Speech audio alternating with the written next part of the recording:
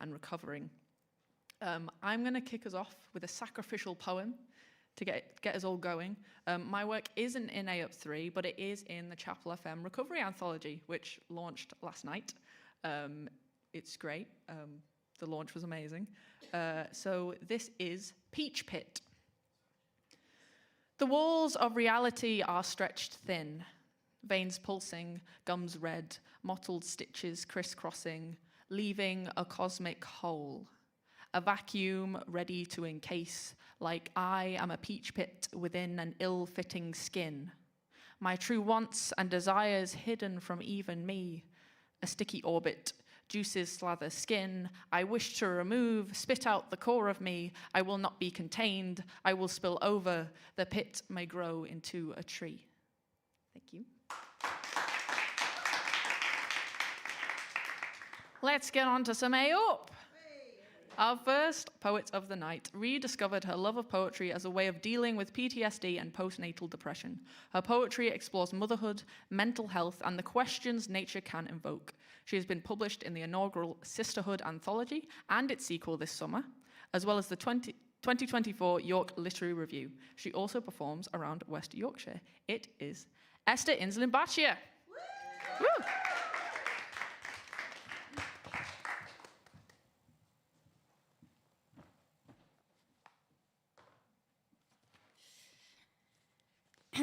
So my first poem is about the joys of motherhood. My baby ate my brain. I'm not sure what remains. He sucked my intellect out through my tit, drained my energy, every last bit. He feasted on my raw love from the outside in, family watching from the sidelines, willing the invasion to begin. He devoured my soul and left a hole, gaping, vacuous, incapable of adult conversation. Sleep, tea, fresh pajamas, my only motivation. I shuffle through the days in a milk-stained, sick, rain, sleep-deprived haze. But as I bask in the wonder of the miracle I made, I understand now the price of this maternal trade. Babies get our brains, and motherhood is the regurgitated remains.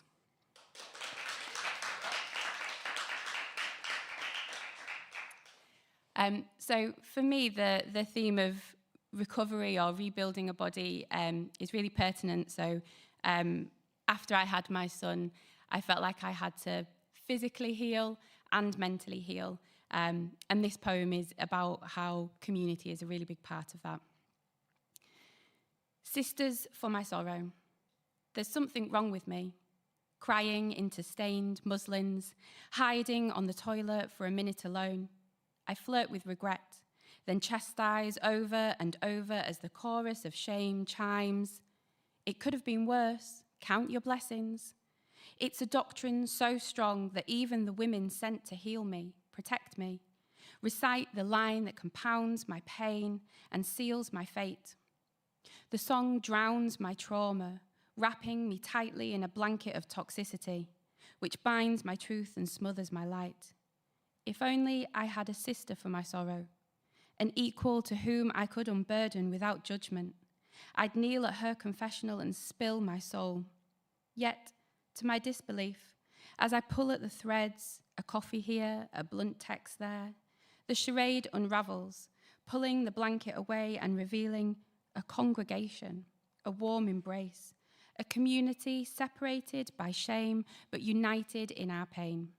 They say it's one for sorrow and two for joy. I found it was the sisterhood in motherhood that truly set me free.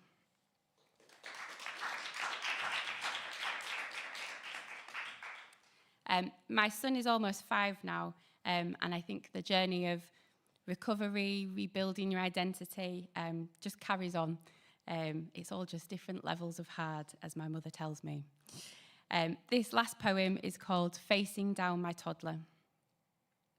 Don't go off somewhere else, he calls, desperation and sadness dripping off every misformed word he says in that cute, small human way. Mummy, don't leave. This time he stomps the ground passionately, sending waves of frustration rippling up his body until it reaches his bottom lip. Please, he whispers, trying another tact now, pulling directly on that rope connected to my heart. His need for me, his love, is so strong, a force field that sucks me in every time. But I stand my ground. Motherhood is like any relationship, any love. It's dangerous to lose yourself in another. So with a deep breath, I calmly kiss him on the head, uncurl his tiny fingers from the hem of my top and say, "Don't worry, Mummy will be back soon." Then I turn and leave to try and find a way to love myself as hard as my toddler loves me. Thank you.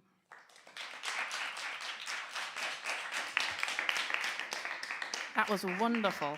So the piece of Esther's that's in the book is "My Baby Ate My Brain." So if you've got the book, then you'll be able to find that. Another big round of applause for Esther, please. Our next poet is a multidisciplinary artist who has operated in Leeds since 2018. Their poetry is often melancholic and somewhat grandiose as it straddles the line between pithy lamenting and verbose fable, largely touching on existentialism and identity. It is the excellent Ezekiel Foster Eardley. Woo!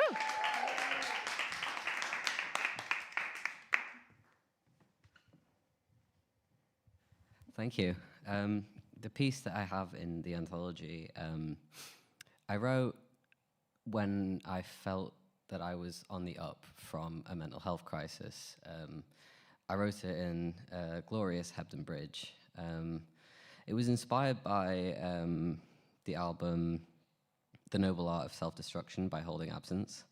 And it's one of the very few pieces that it's really focused on growth and positivity, and it kind of reflects how a lot of my work tends to surround melancholy and darkness, and not really imposing that on others, but the acceptance of such darkness. In our time, a boy walks the earth, born with twisted intestines, poison in his blood, and a decree of bruises for a birth certificate. His skin still buzzes with the sting. He struggles to see the sunlight in the dandelion-freckled soil. The begonia's amaranthine shades only bloom on the edge of a knife. The hymns in the birdsong drown in the screaming wind, and he can't fathom all the ways a river could make a wave. Still, he walks a quiet pace, with a gentle touch never taught to him, falls into step with the ants, finds wayward moths in lampshades and sends them back toward the moon, stretches a shaking hand to pet wild horses, and scours the fields for clovers to hold in his palms until they wilt. Thank you.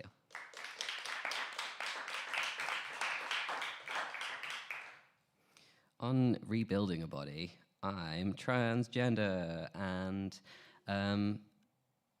there's a piece I wrote called Transcender that I wrote many years ago, and it's all about kind of empowerment in a trans body, and I think rebuilding a body is quite appropriate for it because it feels like my own body is something that I've fought against and had to build on my own, as well as having to fight the the resistance from the world around me. And it's kind of all about owning formlessness and being shapeless in a way. Truthfully, I cannot say I was born in the wrong body, for I was never meant to have a body at all, for it does little justice to the way it feels to covet not the stars, but belonging there. For I was born to die and be reborn as a feeling, formless, formidable, fire. I burn my skin with cigarettes to remember how it is supposed to feel. It is being born that was wrong. I was created with the stars, and yet somehow they contain me into something that could be born. Born as a helpless infant when I am as old as the earth itself, so that they could feel big, so that they could see me small, fragile, crying, bloody, human, mortal, as if I wouldn't notice my own misfit soul, as if they wouldn't torment me for it, as if I would never know. I have changed, as I should. I am mine to change. For now I will morph in size, mold, and grow. For now, until I am God again. My body is a temple built for a religion that isn't mine. Watch as I burn it down and build a home from the ashes. Thank you.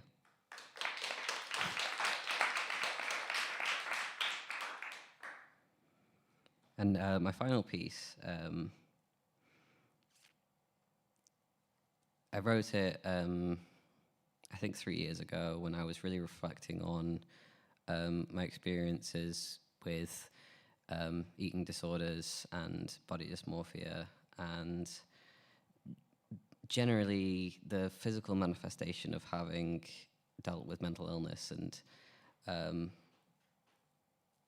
how it feels to suffer in silence and have it kind of show outwardly in your behavior and as well as your physical appearance. And it's one that I hold quite dear to my own recovery, because I wrote it at a point where I felt like I was recovering, and it was more of like a reflection of the years that I'd spent kind of at the mercy of myself. And it's called Wasting Syndrome. I'd written it. I written it after being inspired by a fatal disease that affects deer, and kind of folk tales around that. It's got a very weird story to it, actually. My sister asked me to write a poem about animals, and so I thought, oh yeah, fuck it, I'll write a poem about animals. And yeah, it's definitely sort of down tempo from my previous pieces, but I want to include it in the set because of it being the origin of this place of growth. I don't know how I got sick, but one day I did. I should have noticed my bones showing through my skin, or the way my head hung so low my antlers would drag through the mud, or the way I would shake as if some disturbance sent shockwaves of tremors through my body, or the way I had been walking for miles without really getting anywhere. I don't know how I got sick, but I know I have always been this way. I am used to the way my ribcage appears when I breathe out, like a bird trapped in a net. I have never stopped shaking. I have not seen the world sit still since I was a child. And no matter where I go, I could never stay. Always moving, never forward. And I have learned to always look down. Though I have always been this sick, surely someone should have noticed before I stopped walking on all fours, before my body trembled like a crumbling temple, before I was a skeleton with hind legs like harpoons and vertebrae like stepping stones, before I managed to pick my head up off the ground, rear it back as I stood at a new height, and smash it against a boulder, until my eyeballs hung from my face, brains tangled in broken antlers, tongue protruding through my nostrils, my jaw in pieces. Before anyone else could see, I had wasted. Thank you very much.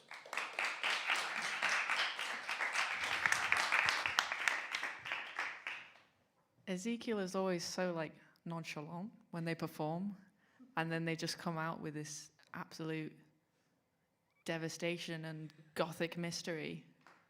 Just another round of applause for Ezekiel, please. So Ezekiel's piece that's in the book was Child, which was the first one. Right. So, as previously stated, A Up 3 does not just include poetry, it also includes photography and prose. So, our next performer is a writer and political activist based in Sheffield. His debut collection, It's Like This, was published in 2023 by Written Off Publishing and has been nominated for multiple awards. Ooh. Sorry, Charlie. He has performed across the UK and once in Europe. It is Charlie Parker.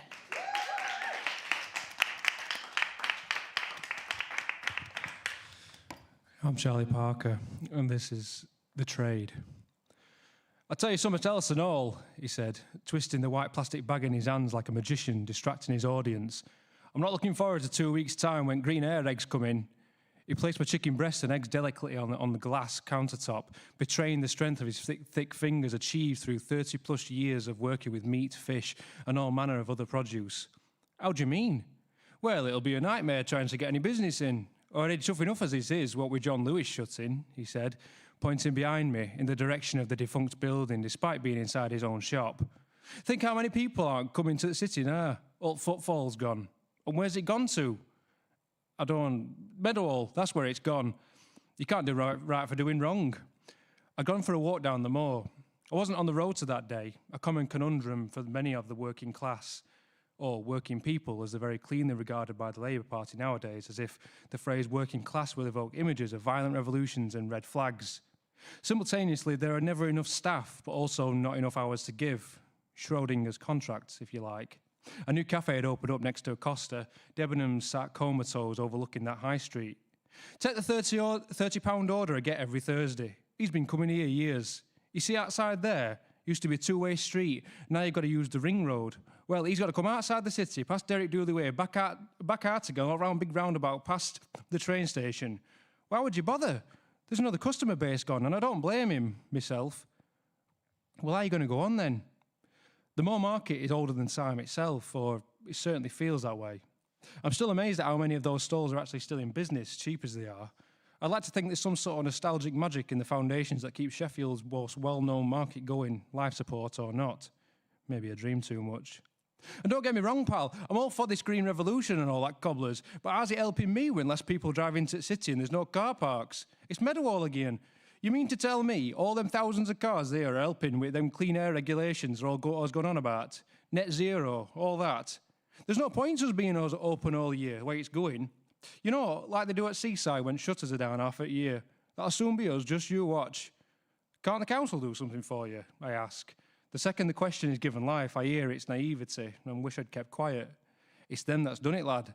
They won't think properly, or ask us that's been here 33 years first. No, they'll just go for what gets the headlines. He put his hands out as if to catch a ball. You see, what it is, they want all them green spaces, but as long as you do something about transport routes and fares, you know, make it easier for folks to get into the city to actually spend the wages, you might as well stay at home and do it online so some poor bugger can slug it round in a Tesco van all day. Last steak pie and these eggs, please, Duck.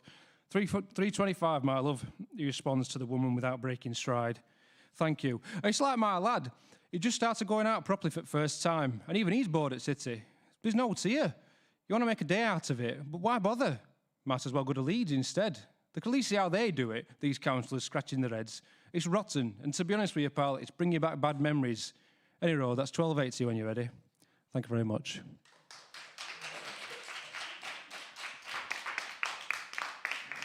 So Charlie's collection, it's like this. You can get it from the Written Off website. And for those of you wondering, for when you get your copy of the collection, all the speech is written phonetically. So you don't have to imagine Charlie reading it. You can just read it straight up, and it will be in the right voice and everything. Love it. I actually do love when dialogue's written phonetically. It makes me so happy. All right, sorry, I'll stop now. There will be more prose coming up later as well. Exciting. Whee! So, our next poet is originally from Liverpool, but has lived in York for 20 years. She's a mum and nan who loves words and tries to write poetry for fun. She has spent the best part of 4 years telling me she is not a writer, and yet this is her second publication and definitely not her first performance, so I beg to differ. It's Alex Callaghan.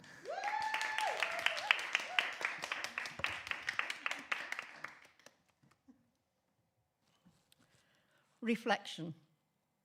I look at my face and she's here.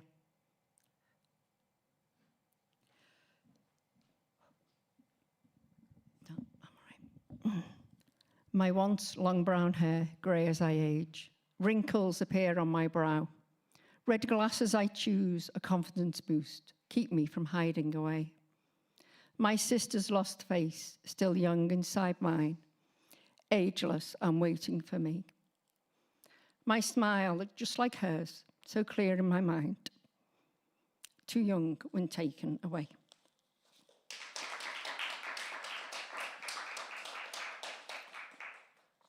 What could have been? What could have been a mind decided. Horror thoughts have taken over. Write a will, sort my life, clear my head. Can't think of that and how and what to do right now. It could be this or maybe that. Will have no time to change my mind. Just want to sort in case I can't. I'm shaking and my breathing shallow. Feel quite faint, tears running down my face. Recovery now. Sore and breathless, alive and home, getting help I needed. I can keep my dog and my flat. Lots of rest, life's not over yet. Build up my strength, ready to live. A second chance, a brand new day.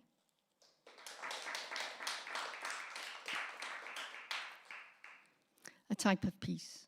This is about my husband. Too much, too quick, plans emerge from nowhere. The impossible dream, but he makes it work. No sleep, watch him pacing the room. Eyes bulging, fit to burst. Must check and check again, got to be right. Too distracted to eat and drink. Time has no meaning, days passed. Not shaven, unwashed, tatty hair, looking like a down and out. Not bothered, not important. The end goal is all that matters. Do the job, make a success. Breathe a sigh of relief, then crash down, down to the dark. Voices shouting, telling him what to do. Need sleep. Too much noise, just want it to stop. Rest, recharge, can't cope. Finally happens, restless but there. He sleeps, snores, a type of peace, till the next too much.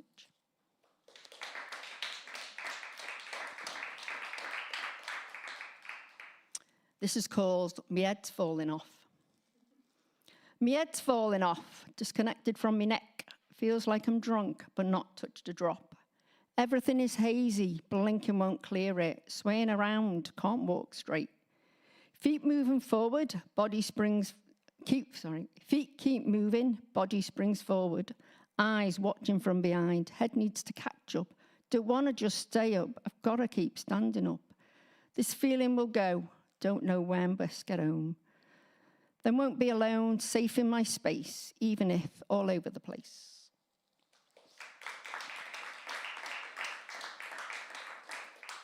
And this is a daft one, called Fred and Frida. An alpaca named Fred had a very big head.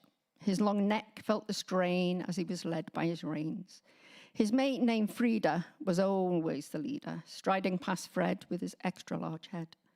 When it came to eating, Fred and Frida began bleating. With food in the trough, Fred gobbled the lot. Frida just stood there, the food station bare, cursing dear Fred and his bloody big head.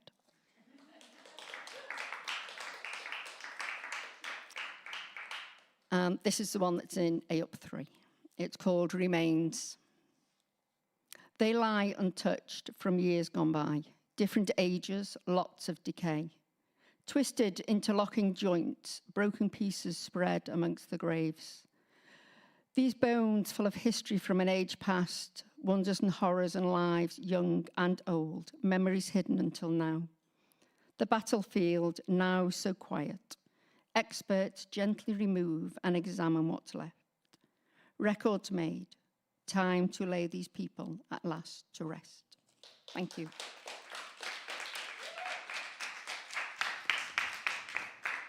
I'm not going to say too much about Babs because I'll cry. But can we have another round of applause for her?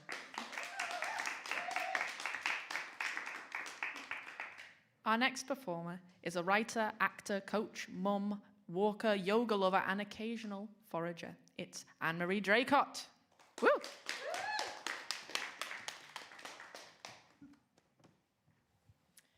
Hello. I'm going to start with the poem that is in A up 3 and take a moment to say thank you to the team at Written Off for including it and the beautiful book. And it's called Breathe Again. Alt 1. They bite, you snap. They bark, you lash. They storm, you rage, on and on until one of you breaks. Alt 2. They bite, you pause, breathe, silently seethe. Then breathe again, a breath of kindness for yourself and them. What's going on under this war of words? With you, with them? Breathe again and ask. Thank you. On the theme of recovery, I am a recovering people pleaser. And as a people pleaser, it's sometimes hard to speak up and advocate for yourself or access any anger without feeling guilt for doing that. So this poem taps into some of those energies, and it's called Firepower. Dance into the dark, ignite your inner spark. Let it catch and let it grow. Let it light up what you need to know. Listen to the crackle and the cackle of the changes that must happen. Where have you accepted what should have been rejected? Where have you said yes and a no has been suppressed? Where have you compromised what can no longer be denied?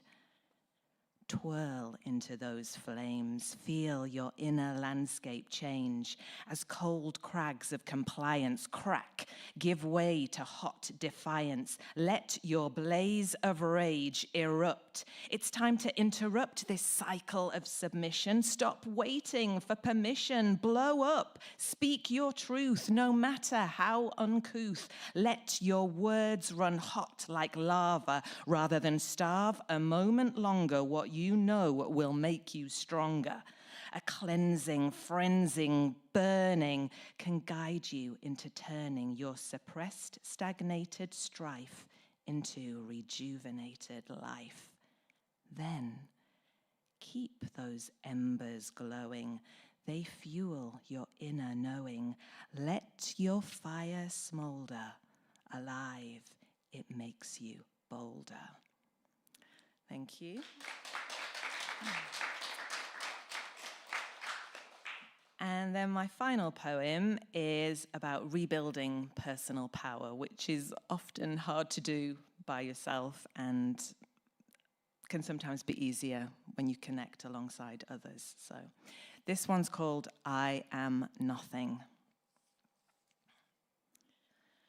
You talk through me, round me, over me, for me, in spite of me.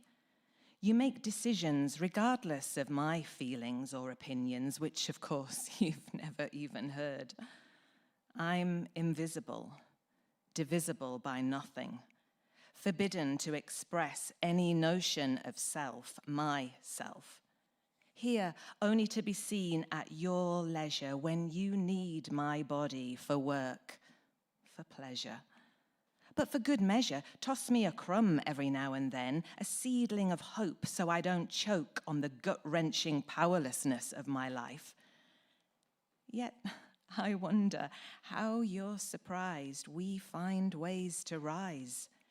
Maintain the threads that bind us all together. Bring our voices together. Make our choices together. Disparaged, mocked, locked in the cages of your hubris. But together we can't be ignored. Together we can say, I am no thing. Thank you.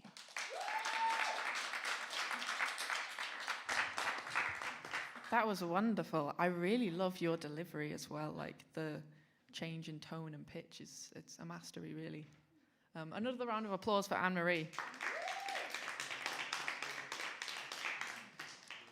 Our next writer lives in Knaresborough and is a single parent who, they may have finished it now, but was currently studying for a creative writing MA at York St. John University.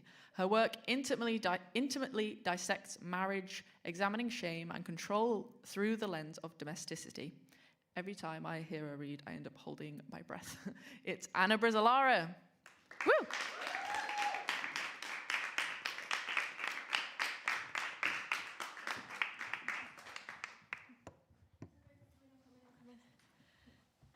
Hi, yes, my name is Anna, and still doing my MA. Woohoo! And I've got my 2 children with me tonight up there. They're paying loads of attention, not on their phones. Thank you, Alex. So the piece I'm going to read is in this amazing anthology. And it was inspired when I went on a weekend away, and as a nosy person who likes people watching, I kind of saw this scene unfold and couldn't help but feel a what's that, like, yeah, thank you, kinship, in case anyone couldn't hear that. Yeah, a bit of a, oh yeah, I get how she's feeling kind of moment. So here we go. Cheers. January. Birthday. New date in the calendar. Let's go away and celebrate. We entered the converted barn, approached the bar, and removed damp jackets which were swept away and hidden from sight. Champagne, glass of red. Should we get nibbles too? The restaurant was quieter than the snug. Ready to read, we opted for the cosy corner. Free hand rested on the other's thigh. A white geranium on the windowsill twisted towards the light. The house and buildings privately owned, a wealthy aristocratic family home, reimagined, repurposed, reinvented. 5-star hospitality welcomed influencers, country estate aesthetic turned heads, splayed for all to see over glossy pages. James and Catherine, heir and creative director, husband, wife. The bedroom welcome literature shared a curated snapshot of the world within the estate's walls, an invitation to believe. Leave the curtains drawn, please. They entered the restaurant like firecrackers. The little girl twirled and swirled, her feet tip-tapped on the wooden floor. They chose the plush upholstered bench. Mother and daughter exchanged quick-fire snippets. Leather handbag dropped to the spare chair. Cashmere sleeves pushed back to elbows. Long brunette hair swept over one shoulder. Menu perused while fingers caressed her daughter's crown. Familiar to an extent, the post-school pre-weekend wind down, Friday tea time. This little girl donned a crested uniform, probably a straw bow to come the summer months. She twittered away to her mum, mummy, mama, mama, all the same underneath. The woman confidently ordered items not in print, unquestioned, and further alternatives suggested by the on-hand attentive, ready-to-help maitre d', who regurgitated with urgency and acute attention to detail the order to the eager waitress. Juice, herbal tea, and fresh snacks promptly arrived. The duo sat wedged together, a constant ripple of affection flowed back and forth, back and forth, back and forth. Hair stroked, cheeks kissed, arms embraced. Hair stroked, cheeks kissed, arms embraced. Hair stroked, cheeks kissed, arms embraced. Another child. Daughter number 2 had tumbled into the room. Longer limbs than her siblings, she wore identical uniform but was accompanied by her dad, daddy, papa, papa. All the same.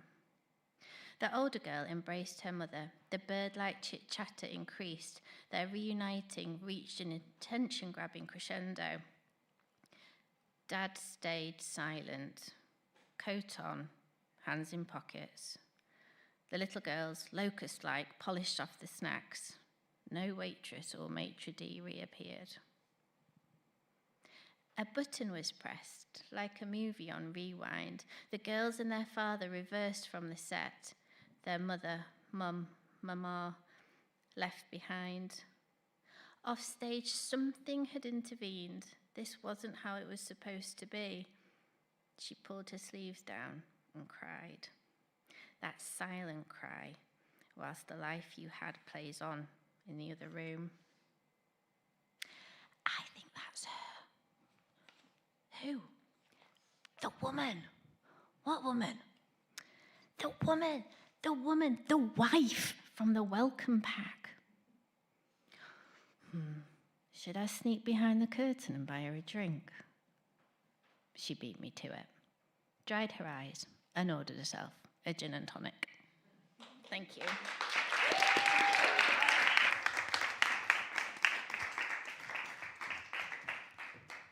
I told you there was more prose coming. Another round of applause for Anna. We've got one more performer, and then I'm going to do a poem, and then we might have a Q&A if there's time. We'll see. So our final poet is a queer, neurodivergent Manchester zine maker and geese lover who has been the recipient of a New North Poets Prize from the Poetry School and a DYCP grant from Arts Council England. Their poems have appeared in Butcher's Dog, Confingo, A Up Again, Lighthouse, Magma, The North, Popshot, and Under the Radar. Every time I look at their account, there is more. I love their work. It is Elizabeth Gibson.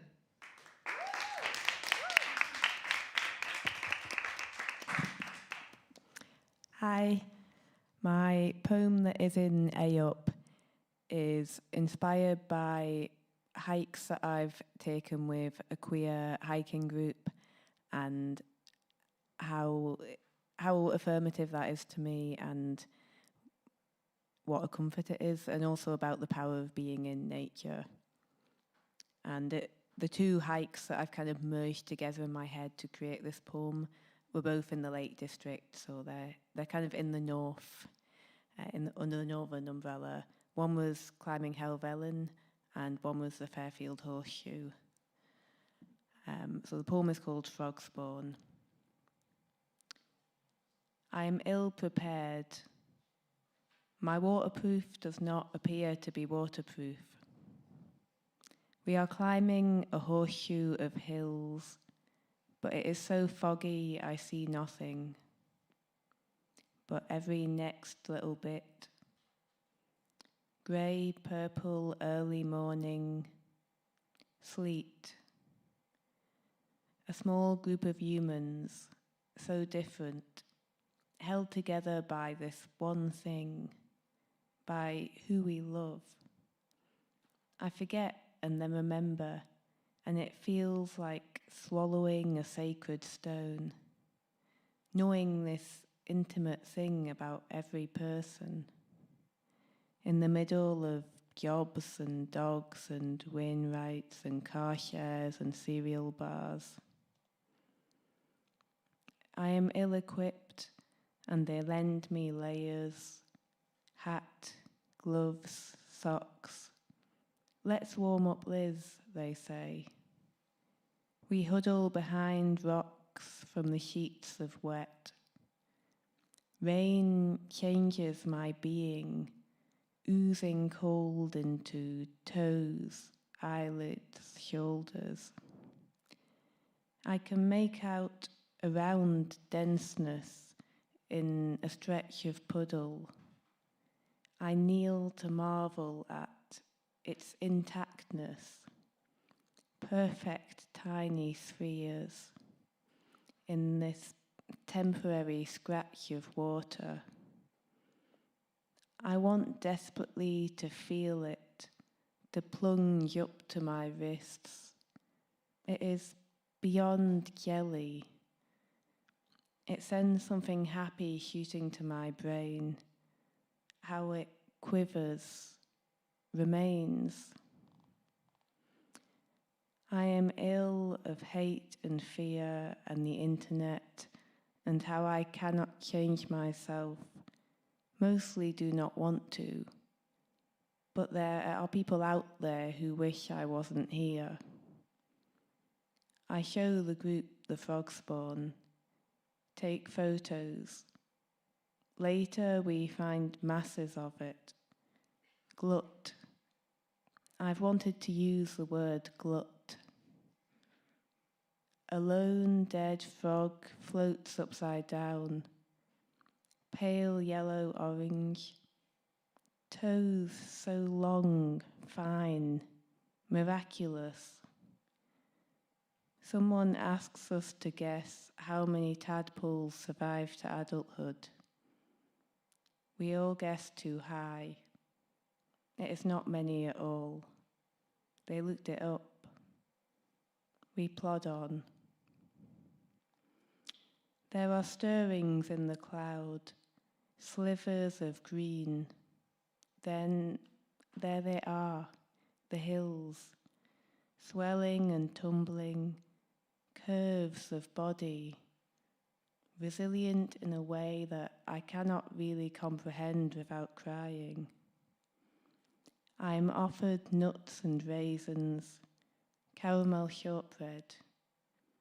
My pupils dilate and they laugh. They feed me. The whole world is suddenly a frog, green, rich, here in prehistoric times.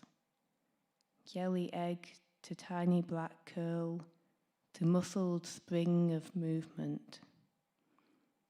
I give back the clothes I borrowed. The village is in sight. We will eat together.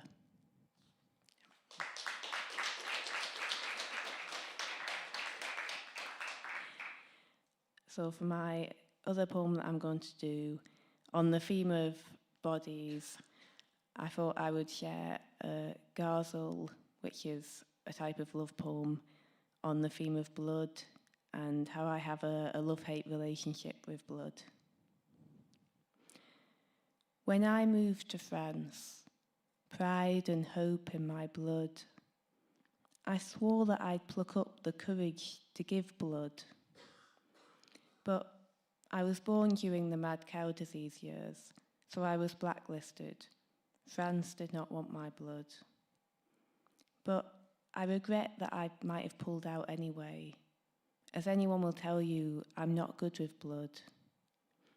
The first time that a nurse drew my blood out of me for testing, I fainted. That tube of my blood. From me it had just come, in me it had been, and I knew in a moment why some balk at their blood. It was different each month. It was meant to flow then, I was told, and I would be intrigued by my blood. But when it crept from a wound, a fault, a mistake, was when I felt guilty, mocked and blamed by my blood. I never discovered my blood type. I want to. It would soothe me to know that bit more of my blood. I have to remember that my blood is no stranger. In my own bone garden blossom flowers of blood. The thing is that mainly they stay inside only. I lose my technique catching petals of blood. I should learn not to picture a wild sea of red, but the neat little discs and orbs in my blood. Feeling my pulse in my wrist makes me nauseous. There's fear in the force and throb of my blood. But think how hard the heart and brain battle to safeguard from silence the drumbeat of blood. The waves go on crashing and the world goes on turning, and I wish that I could give that gift, give my blood. Thanks.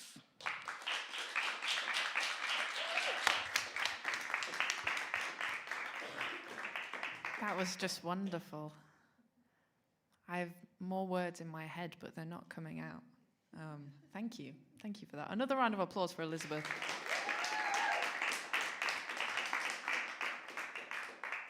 So, I'm going to do a poem. And on the theme of rebuilding a body, this poem is a Frankenstein piece of all the mentions of bodies within the performers tonight, up 3 pieces. And I have sort of compiled it into this strange little thing that may or may not work. This is the body we've made. It is imperfect, built of words and will. Blood, bones, skin, joints, hand, palms, fingers, wrists, arms, shoulder, tit, breath, brain, pupils, eyelids, cheeks, intestines, feet, toes, body.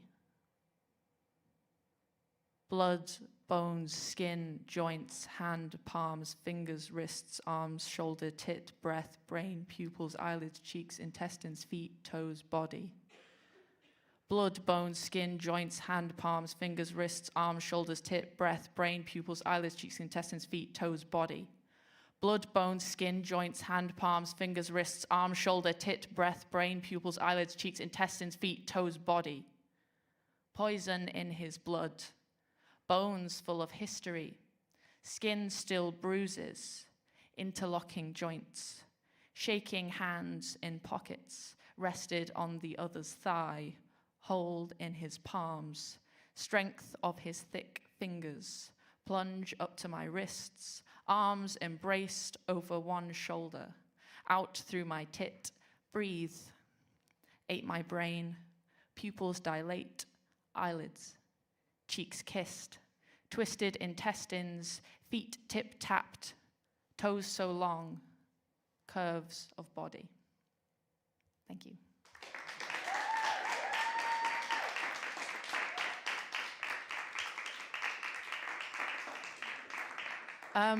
So I believe we do have a bit of time for a Q&A, but I'm going to do the thank yous before then, in case we need to finish abruptly. Thank you, everyone, for coming. Today, in case you didn't realize, is the actual launch day of AUP 3. So you can buy it from the Written Off Publishing website, not website.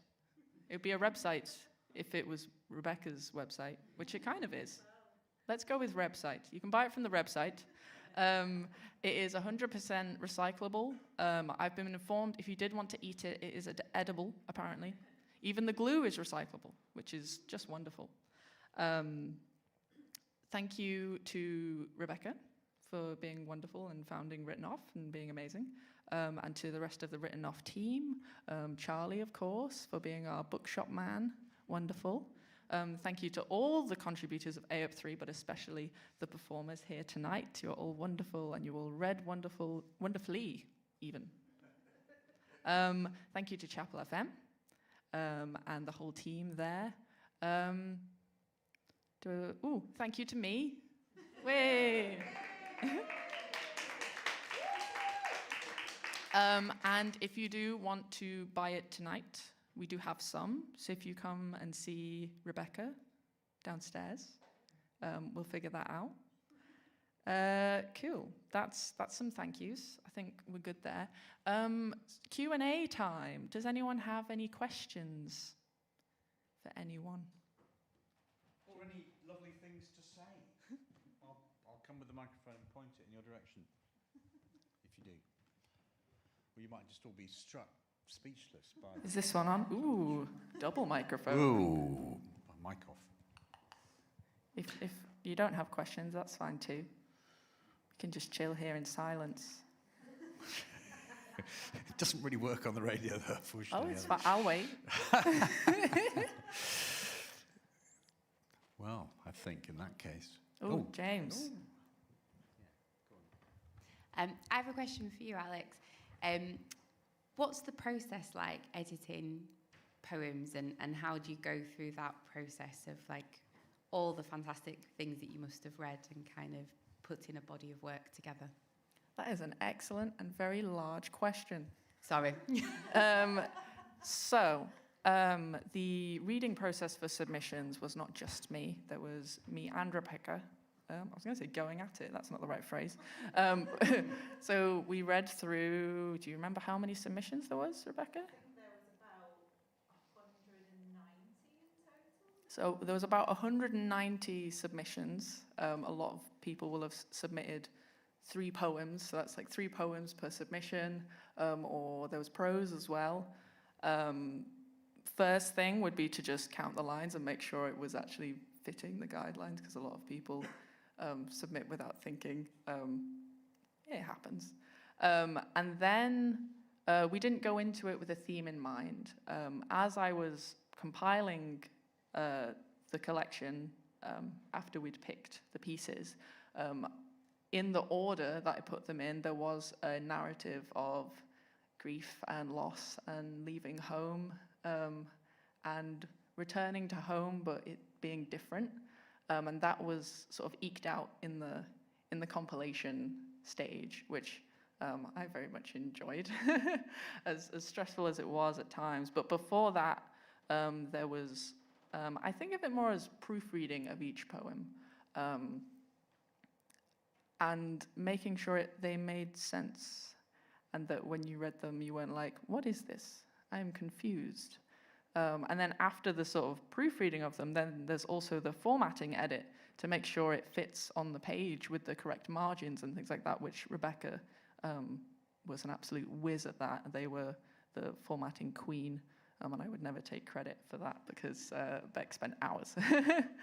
I feel like I've lost some of the original question. Is that an answer for you? Cool, that's an answer then. Was it James? Did you have a question? James, hang on.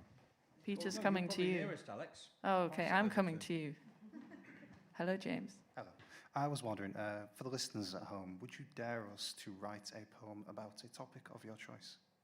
Ooh, I like that. James has been giving me prompts all day He will write anything. and walking James. around with giant pens as well. He's made a bunch of giant pens, which is insane. Oh my gosh, can people do poems about giant pens? That's maybe quite random. I'll pick another one as well, just in case you don't want to write about giant pens. I would like you to write a poem about bodies, and specifically grounding yourself in your own body. Just to be on theme. Great. Giant pens isn't really on theme, unfortunately. Sorry about that. Although, if you do write a poem about a giant pen, please send it to me. I would love to read that. I see him writing it down. James is our poet in residence for writing. Have you written on giant air. pens down as well? He made the giant pen, so he will write a poem about it by tomorrow morning. I almost Brilliant. guarantee. I look forward to it. Are there any other questions, comments, heckles? Oh, please heckle me. I just have one. I have one question, which is when's the next round of A Up? That's an excellent question. We haven't got an exact date yet, but it will be early in the new year. Yeah. I'm going to say something now. End of January. That's my deadline. You heard it here. You heard it here first. End of January. Right. Brilliant. Thank you very much. Thanks ever so much to all of you for taking part in tonight. And it's really good to make your acquaintance written off and A Up. And do come back next year. How many issues will there have been in the year? I don't know. Maybe 2 or 3? Of A Up? Yeah. It will just be the one. Oh, it's just one a year, is it? It's a big old one. Oh, okay, fair enough. Oh, so does the festival, so that's that. Anyway, it's lovely to have you here. Well, next up, we've got poets from the south of Leeds. Some of them here for the very first time in a programme we're calling the Beautiful or Beatiful, because of the beating heart of South Leeds. So do stay on if you're here. That's in about 20 minutes, half an hour. And if you're tuning in, stay tuned in. Thank you ever so much, Alex, for hosting.